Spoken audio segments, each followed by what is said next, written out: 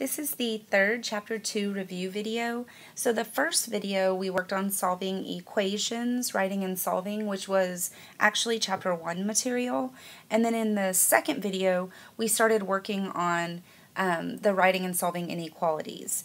So this particular problem, number 17, is an inequality problem, and we will continue working on Chapter 2 throughout the rest of the review.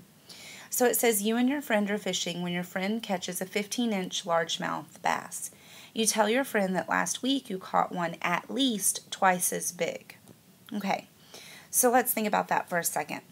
We know that you caught a fish, and that fish, its length would be X inches long. They said that X was going to be at least, so the word at least means greater than or equal to. So it was that much or bigger. That was twice as big as the one they caught. So twice as big as 15 inches would be 30 inches. You would just do 2 times 15 to get that amount. Okay? So we've written an inequality that represented the possible lengths of the fish you caught by writing x is greater than or equal to 30. Now let's look at letter B. So letter B says, is 29 inches a solution of the inequality? Now remember, when they're asking you if it's a solution, what they're saying is that a possible value for x? So let's think about what that means. They want to know, is 29 greater than or equal to 30? And the answer is no. Okay? It can't be a possible solution. Now the question also asks you to explain. So why can't it? Well, 29 is not twice as big as 15, or 29 is not greater than or equal to 30. Okay? So when they're asking you to explain, they just want you to justify your answer. So we know that 29 is not twice as big as 15 because it would have to be 30 or more. Okay? So on this next section, they are asking us to solve the inequality. So we are trying to isolate the variable. So let's look at number 18. We have 4 plus y is greater than or equal to 24. So if we're trying to get y by itself, the opposite of a positive 4 would be to subtract 4 from both sides.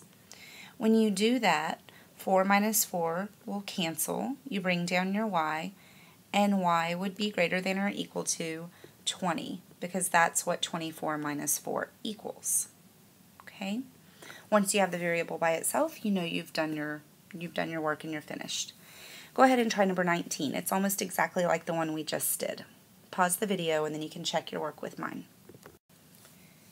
Okay, for the second problem, you're trying to get c by itself, and the opposite of plus 2 is to subtract 2. So I subtracted 2 from both sides. 2 minus 2 will cancel, and I brought down my c and my inequality symbol, which was less than or equal to, and then 9 minus 2 is 7. So c is less than or equal to 7 would be my answer. Okay, if you look at number 20, you notice it's going to have a couple of more steps. Hopefully you know that because you see that we have a negative 5h plus 6h on the left, and we have 8 minus 1 on the right.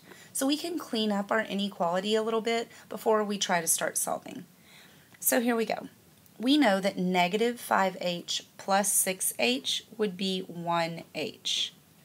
1h is greater than or equal to, and then 8 minus 1 is 7. So even though this problem looks like it's a little longer, it's actually not, because once you clean up both sides of your inequality, you have your answer, which is h is greater than or equal to 7. Okay, so we have another word problem here, and if you read the directions, it says to write the sentence as an inequality and then solve it. So it says a liftgate on the back of a semi-truck trailer can lift at most 2,000 pounds. So let's go ahead and start there. At most means that that is the most it can lift. So that would be less than or equal to 2,000. It says you are loading a pallet that weighs 1,835 pounds plus yourself. So we have a 1,835 pound pallet plus your weight. Okay? So we're writing an inequality that would represent the possible weights and then solve it. So if you know that you're loading a pallet that weighs 1,835 plus yourself. So the X is representing your possible weight.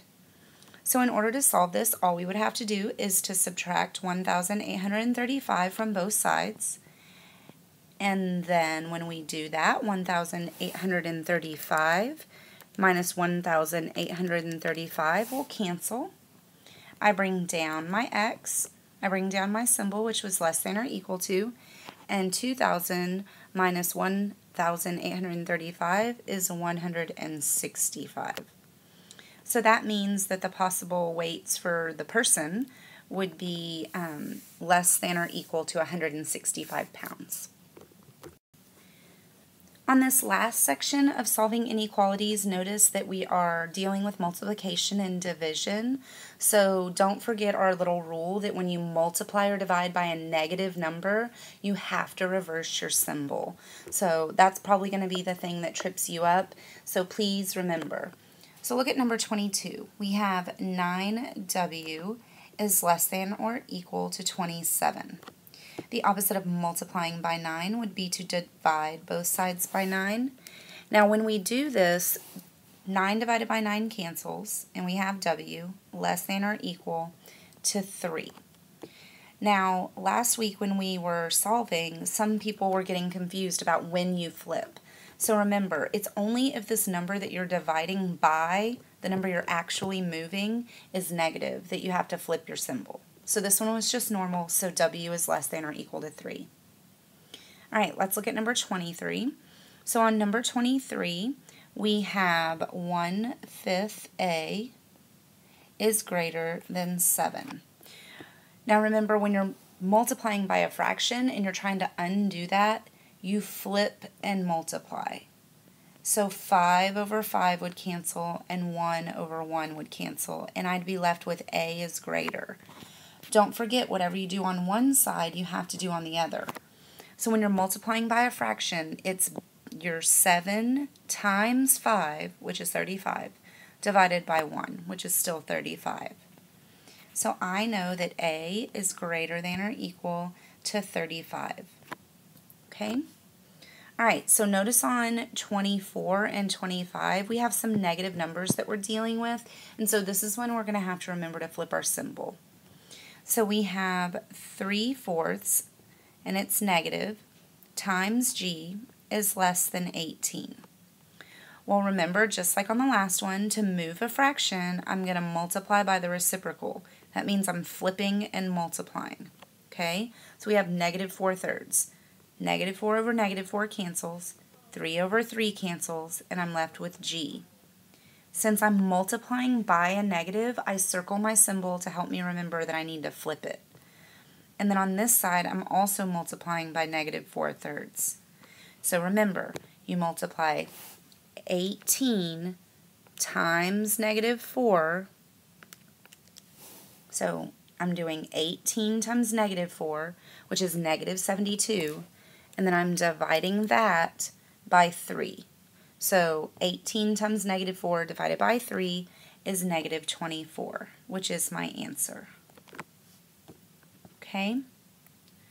All right, why don't you pause and see if you can do number 25. It's not quite as involved because it's not a true fraction. You just have a -4 on the bottom. Okay? So go ahead and pause, do 25, and then you can check your work with mine. Okay, so for this problem, the opposite of dividing by -4 was to multiply by -4. Since I'm multiplying by a negative, I circled my symbol. So -4 over -4 cancels. I'm left with W. I flipped, so it became greater than or equal to, and 12 times -4 is -48. Okay.